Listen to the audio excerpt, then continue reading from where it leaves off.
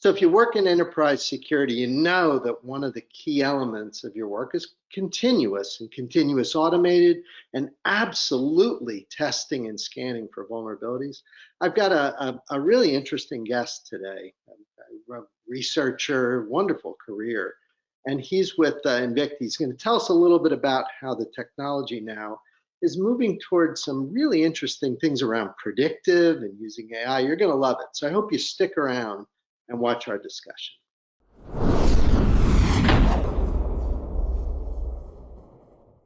Hi, I'm Ed Amoroso from TAG. Nice to see you. I've got a guest today, Frank Catucci from Invicti, who is the CTO and head of research there. I couldn't wait to talk to Frank. He's got some interesting things to share with us about web application testing and vulnerability scanning, and in particular, doing some nice predictive work using AI and related technology. Frank, nice to see you.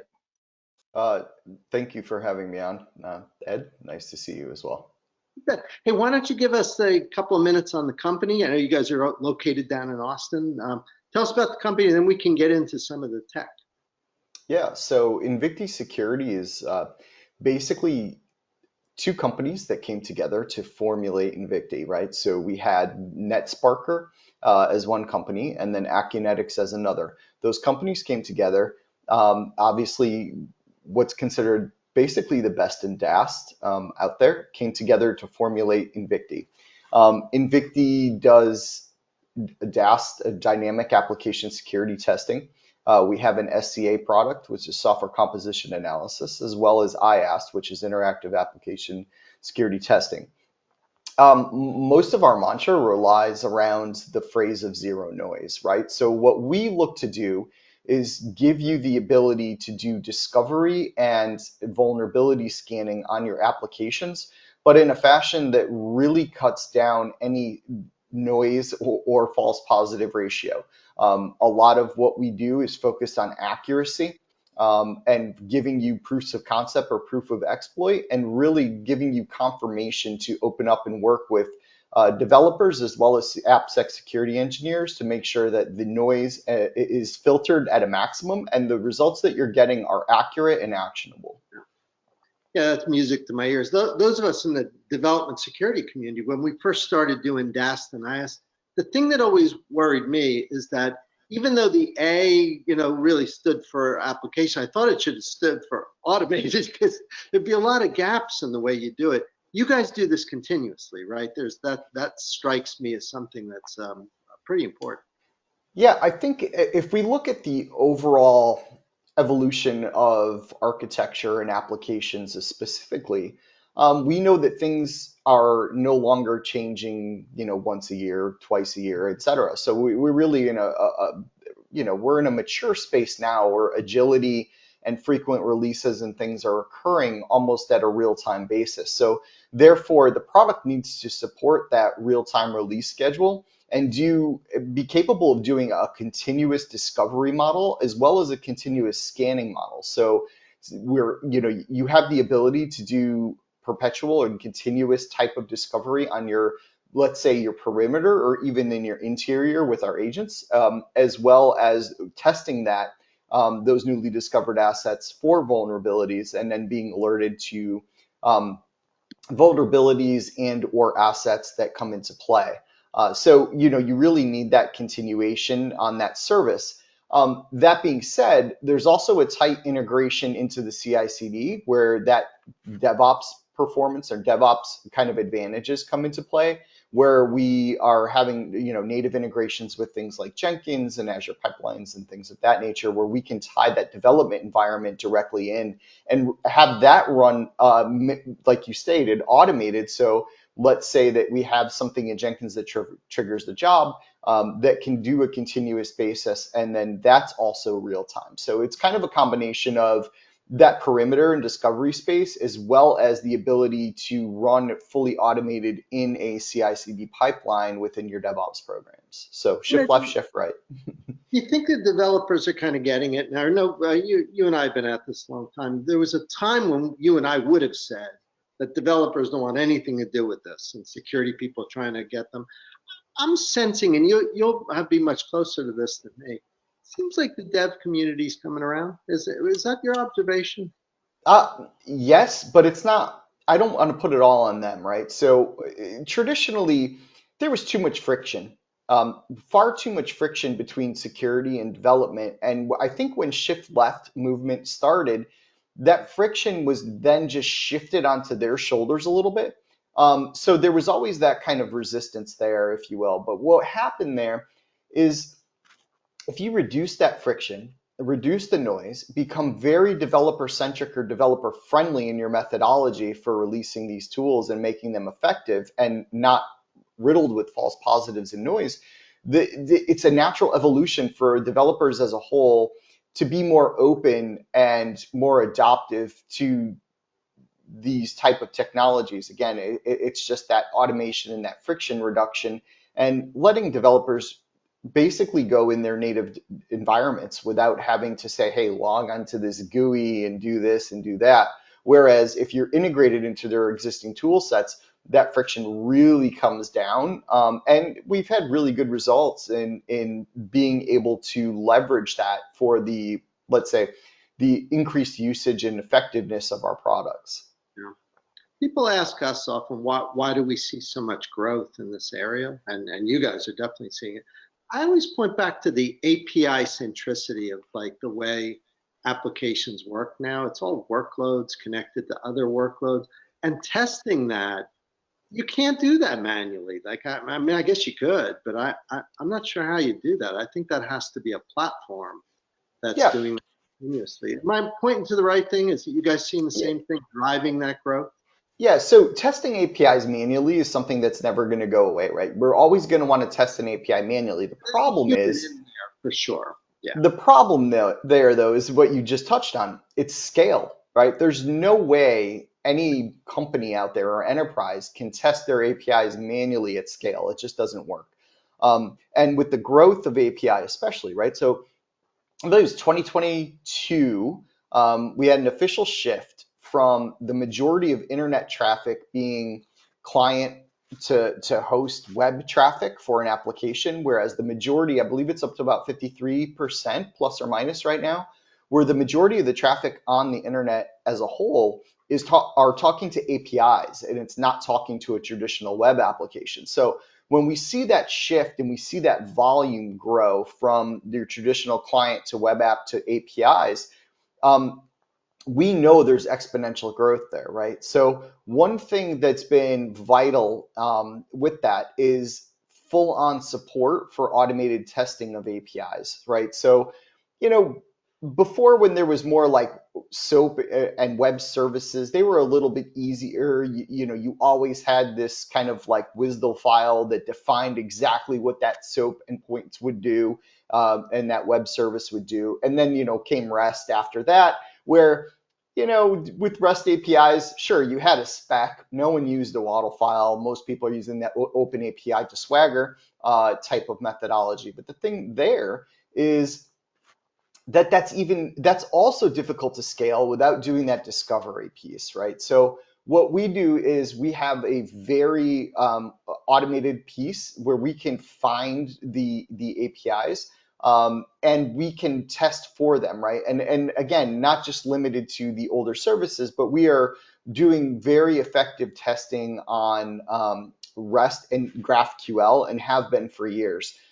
We have some expansions and things coming in that feature set. But for the most part, we recognize that API security testing is vital part of your application security program as a whole, just because of that natural shift. Again, internal APIs, public APIs, APIs that your company didn't know that existed in various different types of environments, and being able to effectively discover and test those is key, and it's crucial for an overall effective AppSec program. Frank, I first saw the explosion after we launched the iPhone. It was at the time I was CISO at AT&T, and we started exposing location, to apps. And I remember the team calling me and saying, "Remember we were talking about growth and sort of API traffic?" I went, "Yeah." They said, "You better come look at this." And I looked at this up. The explosion of activity, and the question was, at the time, this was 15 years ago, how do we test for this? And nobody knew. So I wish you guys had been around then. I probably would have given you a call the next microsecond. But Yeah, hey, API security what, testing is, it's an evolution, right? It's nothing that everyone was prepared for when, you want to talk about the iPhone. Every single app that you're using every day is nothing but API calls back into the back ends of these services. So yeah, it's incredible growth. you were telling me off mic a little bit about this idea of predictive risk scoring. I think that sounds really cool. Why don't you share with folks watching what you guys are planning and doing? I know you've got some new functionality coming. Sure. Yeah. So predictive risk is really us understanding that there's a bit of a shift. And the shift, again, that it's occurring is we have a tremendous volume of applications and APIs that are out there, and they're continue growing. Um, and with that, you often are stuck with, where do I start? I have this massive inventory of applications. Where do I begin taking a look at this, not from a vulnerability only finding that may or may not be exploitable, but more of something like, where's the real risk lie? Where should I be concentrating? So what we did was, and this is our kind of initial splash into the AI world, we wanted to be very careful and not to just, jump on the bandwagon of propaganda and wave the AI flag, but make sure that we studied what could be useful for our customers and the problems that they're facing every day. The biggest one was the shift to, where does my real risk lie? So we came out with something called predictive risk scoring. What predictive risk scoring does is it goes out as part of the discovery process and assigns a risk score or a sensitivity score of risk for an application or an API that you're discovering with our services before you even scan it. So we have pretty high accuracy. We are using very, very highly trained models to do this, where we are going and saying, okay, we found, or we have these, let's say 1,000 or 5,000 assets out there, and the asset could be a web application or API, and we're assigning risk scores based on a number of factors, what the application is built with. Again, this is non-intrusive, so this is a very high and fast level to give a risk score on, and we're looking at what the application is built with, what it talks to, what parameters are loaded. This is step one that we're looking at this, and then there's also a piece that's coming, which will be, the business criticality of that application. Like, does this application one sit behind a WAF, something like Cloudflare or something like that, or do I have an application that's sitting there to order lunch, right? These are two very different sensitivity levels that we want to assign risk to. And so what we're doing in this first phase is that predictive risk scoring before you even scan the application. And then furthermore, will be expanded upon the internal business risk or the sensitivity or criticality of that application or API. And when you put those together, you get a real informative and impactful score of where you should concentrate, where your real risk lies, and where you should begin to kind of take more of the sensitivity approach. Again, it's that tying into that less noise piece. Like, I don't want to know a million vulnerabilities across 10,000 websites. I mean, I might eventually, but I really need to know where to focus in and start. And we're using that predictive risk feature within our product to do just that. It sounds almost like a foundational thing. I mean, obviously it's useful for web applications, but probably could apply a similar thing to any kind of security testing, right? Network or device or so on. So maybe you guys ought to do the patent on that. Well, it's funny you mention that, because the attack surface management piece is a key area that is kind of ripe for, I would say, effective utilization of this type of technology. And in a way, we're doing that at kind of layer 7. Obviously, it can go beyond that with beyond the application layer. But for right now, that's kind of where we're concentrating. But yeah, it's funny you mentioned that, though, because we do have conversations around that ASM piece as well. So you're hitting the nail right on the head there for sure. You think in general that the life cycle CI/CD and SDLC, do you think it's getting better? Like, it feels like for the longest time, I felt like we were losing ground and that the offense was way ahead. It was pretty depressing. What do you think? Have we turned the corner a little bit? Are we maybe catching up? We meaning the enterprise teams and Yeah, government trying to defend and do a better job preventing attacks shifting left. Is it getting better? I'm seeing a direct correlation with that. So the maturity of the AppSec program and let's say, the overall organization's adoption of DevOps in their maturity process is a direct correlation. So where I'm seeing us improving, again, us as an industry improving, is when those DevOps programs are maturing to a state where now we have this, it's almost a given, right? Where enterprise is going to have some type of shift left methodology and security baked into their build processes, whether that's SAST, IS, DAST, STA, etc. So as those different areas mature, I do see the overall effectiveness being better.